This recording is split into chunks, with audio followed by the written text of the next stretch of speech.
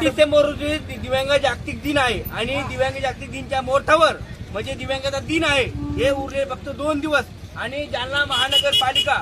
मध्ये दिव्यांगांना व्यवसाय करण्यासाठी गाय असतील किंवा दिव्यांग भवन वरच्या माध्यमावर खाली घेण्यात यावं तसं दिव्यांगाच्या जिल्हा नियोजन समितीतून 5% निधी खर्च करण्यात यावं जिल्हा परिषद मध्ये समाज कल्याण निधी 5% निधी खर्च करण्यात यावं अशा विविध मागण्यांसाठी जालना महानगरपालिकेसमोर आम्ही गेट बंद आंदोलन केलं होतं। अगर 15 दिवसाचा वेळ माननीय सहाय्यक आयुक्त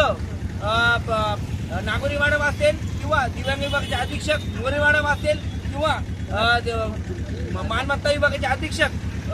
राहुल देशमुख असेल यांनी आम्हाला आश्वासन दिले 15 दिवसामध्ये आम्ही दिव्यांगाच्या मागण्या मान्य करण्यासाठी आम्ही प्रयत्न करतो। अगर 15 दिवसाच्या आत दिव्यांगाच्या मागण्या पूर्ण नाही केलं